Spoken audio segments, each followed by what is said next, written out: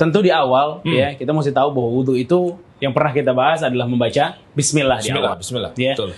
Kemudian kita ada siwak juga yang sunnah, ya. Kemudian baru masuk ke bagian wudu. Nah, pertama ya, lepas dulu jam tangan. Benar, kita sama lepas jam juga nih. Bentar lagi kita mau wudu. Berarti nggak ada satu yang namanya niat-niat yang kita tahu dari kecil kan. Nawa itu doa li raf'il hadatsil asghari fardhulillahi ta'ala gitu nggak ada berarti satu. Nggak ada nas itu dari Rasulullah sallallahu alaihi wasallam. Nggak ada hadis dari Rasulullah SAW yang menjelaskan tentang itu. Makanya kita ya mencukupkan diri dengan apa yang Rasulullah sallallahu alaihi wasallam lakukan. Ya. Betul. Yang pertama ini adalah nyalain kerannya dulu. Iya dong. Kalau kerannya nggak nyala, pakai apa, Ustaz? Dan nyalain kerannya nggak usah gini. Ya. Kalau ente wudu di situ aja, nah giniin aja itu udah kena, udah basah. Iya, ganggu sebelah gitu. Dan yang kedua, kita juga kena hadis atau ayat yang mengancam orang-orang yang tabdzir, mubadzir, apalagi dalam wudu. Kata Rasulullah SAW, jangan berlebihan dalam berwudu. Makanya kita mesti sehemat mungkin lah dalam masalah berwudu. Airnya nggak usah terlalu kencang-kencang. Nah, awal kita baca Bismillah. Setelah kita baca Bismillah, kita mencuci tangan 3 kali. Ya, cuci tangannya gimana? Boleh kanan, kiri, kanan, kiri, kanan, kiri, boleh. Mau kanan dulu abisin 3 kali, ya. Terus kiri boleh. Mau sekali juga boleh. No, nggak ada batasan-batasan tertentu ya, Ustaz? Nah, iya. Dan itu hukumnya sunnah. Sebagian para ulama bahkan, ya, maksud dari cuci tangan di awal ini adalah agar membersihkan tangan kita sebelum tangan kita itu membantu untuk masukin air ke bagian-bagian wudu yang wajib yang lain. Ya. Nah, itu yang pertama. Berarti setelah kita kita cuci tangan, kita sekarang madmadah. Madmadah dan istinsyak itu adalah kumur-kumur dan memasukkan air ke dalam hidung. Nah, kita udah pelajarin ya bahwa di dalam beberapa hadis Rasulullah SAW itu menadahkan tangan kanannya, kemudian masukin. Jadi air yang kita tadahkan itu sebagian masuk ke mulut, sebagian lagi masuk ke hidung. Ya, sebagian masuk ke mulut, sebagian lagi masuk ke hidung. Nah, buangnya pun berurutan atau mulut dulu atau hidung dulu atau barengan gimana? Bebas ya. Tapi yang istinsyak itu kan kita mesti tarik ya. Iya. Jadi kita konsentrasi juga untuk narik gitu ya. Nah, itu udah kebuang tuh. Mulut dan istinsyak. Ya. Dan itu boleh dilakukan 3 kali, 2 kali atau sekali. Dan kita pernah pelajarin juga dalam teorinya ya. Bahwa pada saat kita ingin air ini tuh air wudu untuk istinsyak dan madmadahnya, kumur-kumurnya boleh dibagi 3. Tuh. 2. 3. Terus ya. Masukinnya tangan kanan, keluarinnya tangan kiri. Ini juga sunnahnya. Ya. Itu juga boleh. Berarti boleh. Ini yang anak dulu 3-3-nya baru hidung. Itu yang dicontohkan oleh Al-Imam Syaukani rahimahullahu taala ya, dalam sebuah hadis yang difahami seperti itu oleh Al-Imam Syaukani. Ya. Juga cara ya yang dikatakan oleh Al-Imam Syaukani juga bahwa dia bilang bahwa ada sebuah hadis riwayat Abu Daud yang kita bisa pahami dari hadis tersebut Rasulullah SAW tuh hanya ngambil 1 kali. Terus anak 2 aja udah habis. Dapet ya. Nah, makanya 1 mut itu bisa sampai habis ya sebenarnya, Ustaz. Kalau kita wudu pakai yang kecil-kecil gitu, ya kalau kita pakai wudu yang kecil gitu biasanya 1 kali itu udah airnya udah menipis ya kan. Makanya bisa kita wudu tuh pakai air yang sedikit bisa. Namun seperti yang saya sebutkan bahwa yang sekali itu yang wajib. Yang lainnya merupakan sunnah. Keistimewaan. Ya. Nah, setelah kita kumur-kumur dan istinsyak, ya, istinsyak itu mengeluarkannya. Tadi ya boleh masukin pakai tangan kanan, keluarin pakai tangan kiri. Tangan kiri boleh ya. Nah, sekarang kita masuk ke wajah. Ya, setelah istinsyak kita masuk ke wajah. Dan wajah sebagaimana yang pernah kita pelajari bahwa wajah itu bagian dari sini nih sampai sini. Ya. Jadi ini telinga yang nonjol nih. Ini batas dari wajah tadi, kelebaran wajah. Yang jadi nampak ya berarti satu. Ya. Dan ini mesti dibasuh. Baik, ini ya. Nah, jenggotnya kalau jenggotnya kanan nih, ya, itu langsung dibersihin aja, langsung dibasahin aja. Jenggot ente juga gitu ya. Tapi kalau kayak Ustadz Syafiq itu gimana? Nah, kalau jenggotnya yang melebihi bagian dari wajahnya, ya, melebihi bagian dari wajahnya, maka sunahnya ditakhlil. Oh. Ya, karena walaupun khawatir Syekh Ibn Baz rahimahullah taala sebagaimana yang pernah kita jelaskan mengatakan bahwa hadis-hadis yang menjelaskan Rasulullah SAW itu mentakhlil ya, apa sih namanya? Gosok-gosok jenggot itu ya.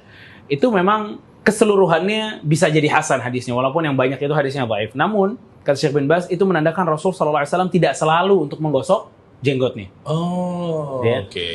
Ya, Jadi kita cuci wajah kita. Ya. Oke. 2 3. Oke. Ya, setelah itu kita masuk ke tangan. Tangan ingat sampai siku dan jangan lupa ininya dicuci. Iya, ini. Dan ini sunnah. Punggungnya ya. Ya, ini sunnah tasbik. Apa menggosok-gosoknya. Ini juga ya, kita matiin aja. Ini Oke. sama, ini juga gitu. Nah, oke, gini pertanyaan Ustaz. Apakah memang harus dituang gini Ustaz? Emang kebanyakan rata-rata dituang. Boleh nggak langsung dikenain airnya aja dari keran nih? Intinya air itu mengalir ke bagian anggota tubuh yang wajib. Oke. Oke. Oke. Oke ya. Nah, gini ya. Nah itu, boleh juga berarti Ustaz ya? Iya boleh. Cuma lihat tuh, susah banget Anda untuk mengenakan semua anggota tubuh yang wajib. Iya. Ada yang cuma gini doang. Set ini udah, insya Allah ini enggak, ini juga enggak kena maksudnya. Paham nggak? Ada yang gini kan. Makanya butuh kita itu kalau gini itu tentu lebih Oh, iya, enak masuk banget. sih. Itu Iya, masuk tinggal maju selesai gitu. Iya kan? Oke. Dan kalau Anda bisa seperti ini dan basah semua, itu cukup. Oh. Aneh sih nggak bisa ya. gitu soalnya tuh. Biar yakin suksesnya gitu. Coba pegang ini. Dari tangan. Yang tangan aja yang tadi ente biasa. Tangan kan biasanya gini. Saya lagi gini. Nah, gitu loh Ustaz. Baru kesini lagi. Iya, nggak apa-apa. Itu sah. Sah. Biar berasa gitu loh. Nah, Biasanya sih biar apa rusak nih namanya? mic nih Enggak, basah aman. kita pegang. Nggak apa-apa ya. Musinin banyak kok. Nah, kemudian kita tangan tadi 3 kali, ya, kiri 3 kali juga. Oke. Boleh kanan dulu 3 kali selesai, kemudian kiri 3 kali selesai, atau Oke. kanan kiri boleh, atau Oke. kiri duluan pun boleh. Namun yang sunnah adalah kanan terlebih dahulu, udah baru kiri, ya. Oke. Nah, setelah itu, ya, kita masuk ke bagian kepala. Dari tangan kita ke bagian kepala. Kepala, ya, ini lihat nih airnya ya, bus, nggak gini caranya.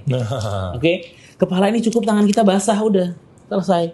Dari depan ke belakang, ke depan lagi, kemudian Oke. masukin jari kita ke sini.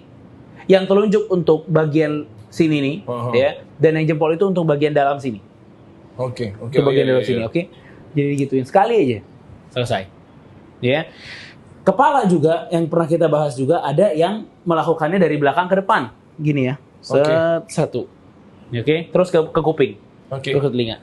Dan yang berikutnya itu kalau rambutnya gondrong ya, sebagaimana yang diriwayatkan oleh Imam Ahmad rahimahullah taala, itu bisa mengikuti alur dari rambutnya. Kayaknya ente Masya Allah nih untuk mencoba itu tuh. Bisa, Karena udah ya? botak lagi nih. Ini dialur gitu ya. Coba. Boleh. Ini buat bagian kepala ya.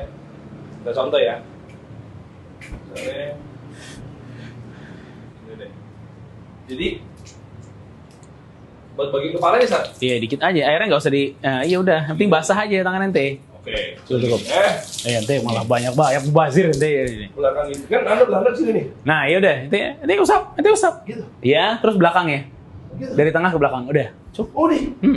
Oh, kita enggak was-was gitu, Sat. Boleh begitu? Boleh. Emang hadisnya boleh. Hadis riwayat Abu Daud dan dijelaskan oleh Imam Ahmad rahimahullah caranya seperti itu.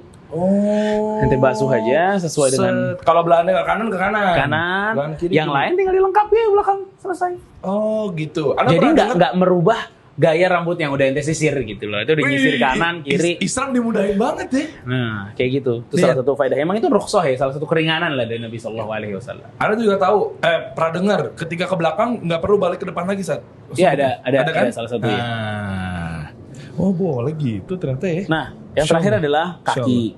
Iya. Ya, kaki ini kalau pakai keran ya, gini kita ya. Nah, itu. Ya kan? Ini cukup udah sebenarnya.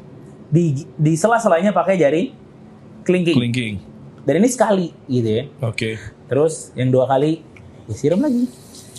Udah beres. Udah, nggak perlu di sela-sela lagi juga nggak ada masalah. Karena yang wajib itu anggota wudhu itu kena 1 kali. Oke. Yang lainnya merupakan Oke. sunnah. Setelah kanan ya, terus kemudian kita kiri. Ya, ini boleh pakai kelingking lagi, boleh pakai jari yang lain juga boleh. Anak jempol, Sat? Boleh juga ya? Boleh. Oke. Ya. Biasanya gitu kalau anak tuh pas di kaki lagi. Tenang. Soalnya gini, sekarang dijemputnya gini. Nah, Boleh. biasanya gitu. Walaupun ittifaq para ulama bahwa sunnahnya untuk kaki itu menggosok-gosoknya menggunakan kelingking. Oh, jadi ada gitu kebiasaannya kalau yang untuk nyala-nyala pakai jempol. Karena kelingking susah ya. Apa namanya? Susah ya. Susah ini. Nah, itu tadi ya. Mulai dari bismillah, basuh tangan sampai ke kaki. Oke. Faedahnya untuk teman-teman yang udah lihat teorinya, ya, dia bisa melakukan banyak apa ya? Ganti-ganti lah sama dia dengan hadis-hadis yang kita udah sampaikan gitu ya. Bisa kayak gini, bisa kayak gitu. Ya rambut bisa begini dan begitu. Itu terserah gimana enaknya ya. Jadi anak ulang dari awal sampai akhirnya. Boleh, ayo sebagai penutup nih teman-teman simak baik-baik ya. Ini berjalannya proses berwudu yang dicontohkan oleh Rasulullah SAW. Taib, sama Ustaz Muhammad Syarih Hafidhahullah Ta'ala. Oke. Ya. Setelah membasuh kedua tangan, langsung kumur-kumur istinsyak. Di barengin. Oke. Nah tadi tambahin lagi muka, langsung kalau yang jenggotnya cukup gitu ya istilahnya atau nggak terlalu banyak bisa langsung dibasuh aja. Oke. Ini tangannya. Tangan ya, oke. Tuh. Oke. Dua ya, 3 boleh, 2 boleh, 1 boleh. Iya, ini 2 ya. Nah ini yang lagi mencontohkan beliau yang 2. Oke. Yang kedua kan nggak pakai gini-gini. Boleh. Boleh ya? Ya, Oh, karena airnya udah pada masuk. Ini nggak lihat nanti udah basah semua. Iya benar. Kalau udah pada masuk mah jadi was-was ya. Udah gitu ini yang ketiga, yang berikutnya adalah Kepala ya. Oh, berarti kepala jangan sampai benar-benar basah banget, bro. Iya, betul. Oke. Dan terakhir adalah kaki. Kaki. Dibasuh ya, dicuci lah ya, bukan cuma diusap doang ya. Insyaallah. Boleh ituin lagi. Oke. 2 kali, 1 kali juga bisa ya, Ustaz ya? Bisa. Seperti yang dikatakan oleh Imam Nawawi rahimahullahu taala. Oke. Dan ingat ancaman Rasul sallallahu alaihi wasallam untuk tumit-tumit yang tidak terkena air. Iya. Ya. Jadi ini praktek wudu yang dengan apa yang telah kita pelajari teorinya ya. Setelah itu Rasul sallallahu alaihi wasallam membaca doa setelah wudu ya. Doanya gampang ya. Itu juga mungkin bahkan teman-teman ini udah hafal ya. Asyhadu an la ilaha illallah wahdahu la syarikalah wa asyhadu anna Muhammadan abduhu wa rasuluh. Ya.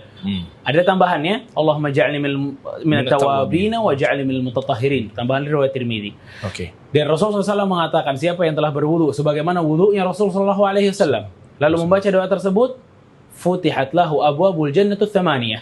Dibukakan pintu surga yang 8 oleh Allah Subhanahu wa taala. Ya. Makanya ini salah satu keistimewaan dari berwudu. Ya. Dan kita nggak perlu wudu itu airnya. Nah, itu. Ini nggak perlu nih mubazir. Ya. Dan ganggu yang sebelahnya ini anaknya air sedikitnya udah basah banget nih. Ya, ini 3 kali betul. wudu berarti. Nah, betul.